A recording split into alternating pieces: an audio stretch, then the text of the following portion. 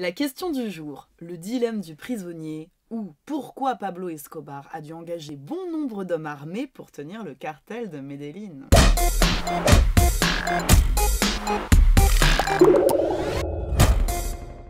Le saviez-vous? Le délit en bande organisée existe à partir du moment où les malfaiteurs sont deux. Marcel et Ginette sont deux. Ils décident de s'associer au sein de la bande des nazes pour enlever les lamas d'appartements et les dresser à cracher sur les économistes. Mais ils se font arrêter alors qu'il n'existe aucune preuve tangible contre eux. Il faut les faire avouer. La police décide de les interroger séparément en proposant un système de punition-récompense, car ils savent que si les deux s'obstinent à nier, ils n'auront pas de preuves. Ils seront obligés de les laisser partir libres, sans punition. Yes! Ainsi, ils disent à chacun, si vous vendez votre partenaire alors que lui s'obstine à nier, vous repartirez libre avec un sachet de 10 Scooby-Doo et les gros bisous de l'équipe de police. Votre partenaire ira en prison pour 10 ans. Mais si les deux choisissent de vendre leur partenaire, ils écoperont de 5 ans de prison chacun. Que va-t-il se passer alors? Pardon, ai-je bien entendu? Si tu balances ton partenaire, t'es libre et en plus t'as des gros bisous, alors que tu viens d'avouer que tu maltraites des lamas en bande organisée. Non mais on va où là? Les gars qui ont inventé cette histoire, c'est des grands malades. Il est vrai que John Nash, qui est un des pionniers de la théorie des jeux, a fait un petit séjour à l'hôpital psychiatrique pour gérer ses hallucinations. Ça m'étonne pas. Théorie des jeux, pervers et parano, ouais. Peut-être, mais prix Nobel. Ah, j'adore! Un fou qui a un prix Nobel. John Nash, je note le nom.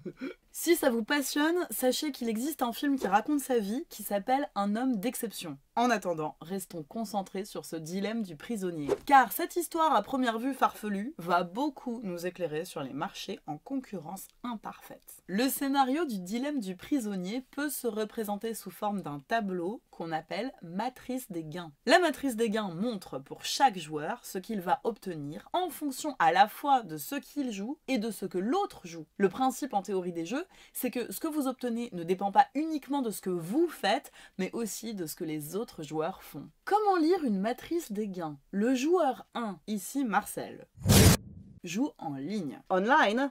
Non, les lignes du tableau. Marcel joue en ligne. Il a le choix entre vendre sa partenaire ou nier. La joueuse 2, ici Ginette, joue en colonne. Elle a le choix entre les deux mêmes options, vendre son partenaire ou nier. Chaque case donne le résultat pour chacun des joueurs en fonction de leur choix. Ici, on lit ce que chacun obtient si Marcel nie et si Ginette vend son partenaire. Ici, on lit ce que chacun obtient si Marcel vend sa partenaire et si Ginette vend aussi son partenaire. Dans chaque case, le premier chiffre à gauche dans la parenthèse représente le gain de Marcel, qui est le joueur 1 en ligne, et le deuxième chiffre, à droite dans la parenthèse, représente le gain de Ginette, la joueuse 2, en colonne. Même si cette matrice est très simple, on va s'exercer rapidement à la lire. Gino, Si. quel est le gain de Ginette si Ginette nie et que Marcel vend Ginette? 10 ans de prison. Bravo! Marcel joue en ligne et il joue vendre sa partenaire. Ginette joue en colonne et choisit de nier. La case correspondante est celle-ci et le gain de Ginette se lit à droite, 10 ans de prison. Bob? Ouais, j'étais en train de noter en fait un homme d'exception. Ok, quel est le gain de Marcel s'il décide de vendre sa partenaire et que Ginette décide de nier? Les gros bisous! C'est ça, Marcel joue en ligne, il vend sa partenaire, Ginette joue en colonne, elle nie, la case correspondante est celle-ci, et Marcel lit son gain à gauche puisqu'il est le joueur 1 en ligne. Quelle va être l'issue du dilemme du prisonnier? La libertà. Una mattina mi son svegliato. Oh bella ciao, ciao, ciao. Vous êtes un idéaliste. Et oui, dans un monde de coopération altruiste, la bande des nazes choisirait de nier et serait libre. Mais la théorie des jeux nous dit que c'est improbable. Pourquoi? J'ai pas bien chanté? Observons les intérêts de chacune des parties et mettons-nous d'abord à la place du joueur 1. Vous vous appelez désormais Marcel. Vous pensez comme Marcel. Vous avez le caractère, les goûts, les vêtements de Marcel. Vous allez passer en revue les options de Ginette. Première option, Ginette décide de vendre Marcel. Attendez, moi là j'avais fermé les yeux pour m'imaginer dans la peau de Marcel, je m'y croyais, hein. J'adhérais totalement au projet de Marcel. Et maintenant vous coloriez les colonnes de Ginette. Mais je suis perdue. Mais c'est comme ça qu'on raisonne en théorie des jeux. Ce qu'obtiendra Marcel dépendra du comportement de Ginette. Marcel va se demander quelle sera sa meilleure réponse pour chaque option que pourrait prendre Ginette. Comme ça, il part à toute éventualité. C'est un jeu de stratégie. Marcel se dit, si Ginette fait ça, paf, je fais ça. Si Ginette fait ci, hop, je fais mi. Vous voyez, comme aux échecs. Il anticipe les coups de Ginette. Donc, Marcel pense, soit Ginette va me vendre, soit elle va nier. Quelle est ma meilleure stratégie si elle me vend? Quelle est ma meilleure stratégie si elle nie? Ah, je comprends. On regarde le meilleur coup de Marcel pour chaque coup possible de Ginette, en fait. C'est ça. Si Ginette vend Marcel, il a le choix entre la vendre aussi et purger une peine de 5 ans de prison, ou nier et purger une peine de 10 ans de prison. Donc, si Ginette choisissait de le vendre, Marcel aurait clairement intérêt à la vendre aussi. Vendre sa partenaire est la meilleure chose à faire dans ce cas. Si Ginette décide au contraire de nier, Marcel peut ou bien vendre Ginette et avoir la liberté et les gros bisous, ou bien nier aussi et avoir la liberté sans les gros bisous. La meilleure chose à faire pour lui est donc vendre sa partenaire. Quelle que soit la décision de Ginette, vendre sa partenaire est la meilleure stratégie pour Marcel. Ça lui rapportera toujours plus que nier, ok? Ben non. Si Marcel nie quand Ginette nie, ça lui rapporte plus que de la vendre si elle le vend. Il est libre au lieu d'avoir 5 ans de prison, donc c'est mieux de nier. Oui, mais là vous comparez deux cases incomparables. Vous dites, c'est mieux de nier si Ginette nie, par rapport à vendre Ginette si Ginette vend Marcel. Donc vous comparez deux cases où Ginette se comporte différemment. Évidemment, ce serait beaucoup mieux pour Marcel que Ginette nie. Mais Marcel ne peut pas choisir ce que va faire Ginette. Elle est interrogée séparément. Il peut juste prendre la meilleure décision compte tenu de ce que va faire Ginette. Si la décision de Ginette est de le vendre, le mieux à faire pour Marcel est de la vendre. Si la décision de Ginette est de nier, le mieux à faire pour Marcel est de la vendre quand même. Dans tous les cas, Marcel a intérêt à vendre Ginette. On dit qu'il a une stratégie dominante. En fait, quoi que fasse Ginette, il va faire toujours la même chose. Si Ginette dit, et Marcel dit. Si Ginette dit, et Marcel dit. Si Ginette dit, et Marcel dit. Ils vont finir autour. Mettons-nous maintenant à la place de Ginette. Elle va passer en revue les options de Marcel pour choisir à chaque fois sa meilleure réponse à elle. Ginette pense, si Marcel me vend, soit je le vends aussi, et je ferai 5 ans de prison. Attention, hein, il faut bien lire à droite le gain de Ginette, hein. C'est la joueuse 2, en colonne. Ok? Donc Ginette pense, soit Marcel me vend, je le vends aussi, j'aurai 5 ans de prison, soit je nie, et j'aurai 10 ans de prison. Il vaut mieux le vendre. Si Marcel vend Ginette, Ginette a intérêt à vendre aussi Marcel. Mais Marcel pourrait choisir de nier. Si Marcel nie et que Ginette le vend, elle aura la liberté avec les gros bisous. Si Marcel nie et que Ginette choisit de nier, elle aura la liberté sans les gros bisous. Autant avoir les gros bisous, elle décide donc de le vendre. Ainsi, et vous vous en doutiez puisqu'on a là un jeu symétrique, que Marcel la vende ou qu'il nie, Ginette a intérêt à vendre Marcel, c'est sa stratégie dominante. Ainsi, les deux vont vendre leur partenaire. Et la bande des nazes ira faire un tour de prison pour 5 ans. Quoi? Ils vont faire 5 ans de prison alors qu'ils auraient pu être libres tous les deux? Eh bah oui, c'est exactement le paradoxe du dilemme du prisonnier. On pourrait avoir un meilleur résultat collectif, il est là, il nous tend les bras et on n'y arrive pas. Bah pourquoi ils ne se font pas la promesse que quoi qu'il arrive, ils ne parleront pas? Avec la confiance, tout le monde sort libre. Una mattina mi son svegliato, bella ciao, bella ciao, bella ciao, ciao, ciao. La théorie des jeux nous dit que la tentation de dévier de cette fidélité à la bande des nazes sera trop forte. Leur stratégie dominante à tous les deux est de vendre son partenaire. Bien sûr, ici, ce serait un optimum, mais l'équilibre, malheureusement, est ici. Est-ce que ça va pour tout le monde? Vous avez bien compris ce qu'est la théorie des jeux, comment on lit une matrice de gain, comment on cherche l'équilibre à partir de ce jeu simple du dilemme du prisonnier? Mais donc il y a d'autres jeux que le dilemme du prisonnier? Oui, la théorie des jeux est très complexe et vous avez beaucoup de jeux très variés, avec plus ou moins de joueurs, et même des possibilités d'introduire des probabilités. Ah oui, j'adore. Mais vous avez d'autres exemples? Le joueur 1 entre dans un bar avec l'envie irrépressible de se faire une bonne baston. Le joueur 2 est assis, tranquille, en train de consommer.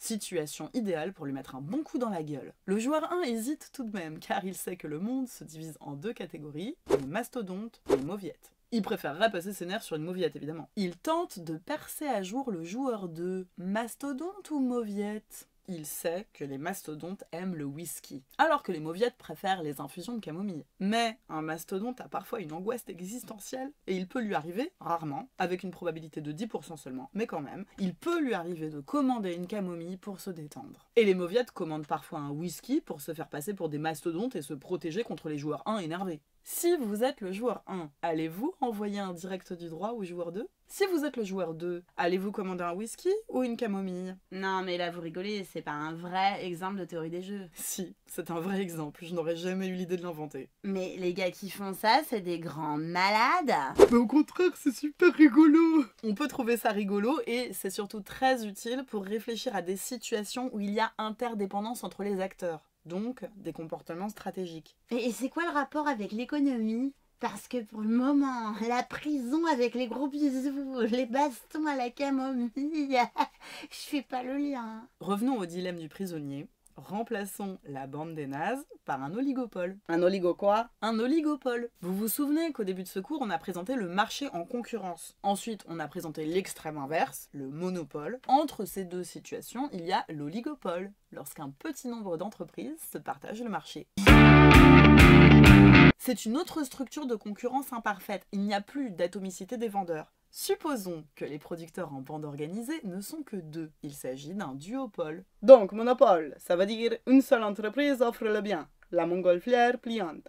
Duopole, ça veut dire je peux acheter la montgolfière pliante dans 2 boutiques. J'ai 2 entreprises qui la fabriquent. Vous avez tout compris. Une deuxième entreprise fabrique ma montgolfière pliante. De toute façon, la mienne est mieux. C'est l'original. Impossible. Le bien est homogène. Vos 2 entreprises vendent rigoureusement la même montgolfière. Vous sentez que Bob est déçu, il a perdu une partie de son pouvoir de marché depuis que Einstein est entré sur le marché. Ah, je vends des objets modernes? Avant, Bob choisissait le prix qu'il allait imposer en prenant en considération ses coûts d'entrepreneur et la demande de montgolfière pliante. Vous vous souvenez? Ouais. Non? Allez revoir les épisodes correspondants. Maintenant, Bob prend en considération ses coûts d'entrepreneur, la demande, et son concurrent Einstein qui vend aussi des montgolfières pliantes. Sachant que le dit concurrent, Einstein, fait pareil. Il prend en compte ses coûts, la demande et ce que va faire Bob, sachant qu'il sait que Bob va décider en fonction de ce que lui, Einstein, va faire, et Bob sait qu'Einstein va décider en fonction de ce que lui, Bob, va faire, alors qu'il attend de savoir ce qu'Einstein va faire. J'ai rien compris à ce qu'il dit. Oui, dites-moi plus. Mamma mia! Déjà le monopole, avec seulement les coûts et la demande à regarder, j'étais perdu dans le schéma. Là, je crois je vais mourir avant d'avoir tracé toutes les courbes. Non. Grâce à la théorie des jeux, vous allez appréhender cette situation sans schéma, avec une simple matrice de gain, celle du dilemme du prisonnier. Comme les membres de la bande des nazes, Bob et Gino ont 2 possibilités. Ils peuvent se jurer de se partager à 50-50 le profit que ferait un monopole, en formant un cartel.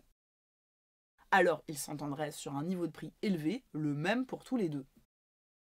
Mais chacun se dit par devers soi. Je pourrais laisser l'autre tenir ce prix du pacte et descendre un tout petit peu le mien, de sorte que la clientèle finirait par venir chez moi et je remporterais un profit bien plus grand, presque aussi grand que si j'avais le monopole. Vous voyez bien que la structure est identique au dilemme du prisonnier. La stratégie dominante de chacun des joueurs est la guerre des prix sans merci. 2,65 €, 2,63 €, 2,61 €. Le cartel serait une meilleure issue pour tous les 2, mais chacun a la tentation de se comporter en passager clandestin, de ne pas respecter l'engagement initial. C'est la raison pour laquelle les cartels, lorsqu'ils existent, tiennent souvent grâce à des systèmes de représailles pour dissuader les membres de dévier. Ce que vous devez retenir, la théorie des jeux est une branche de l'économie qui permet d'appréhender des situations d'interaction stratégique, comme une structure de marché en concurrence imparfaite où plusieurs entreprises servent la demande, ce qu'on appelle un oligopole. En cas d'oligopole, les actions de chacun influencent les gains des autres. Chacun prend donc en compte les stratégies possibles des autres acteurs pour faire ses propres choix. Le dilemme du prisonnier est l'un des jeux les plus simples, symétriques, à 2 joueurs, dont la stratégie dominante est de ne pas coopérer. Il conduit à un équilibre qui n'est pas un optimum, car la situation des 2 prisonniers pourrait être améliorée simultanément. Le duopole est assimilable au dilemme du prisonnier. L'optimum pour les 2 entreprises serait de former un cartel, mais la stratégie dominante des 2 est de mener une guerre des prix. En pratique, les cartels tiennent souvent par la mise en place d'un système de représailles en cas de découverte d'un passager clandestin.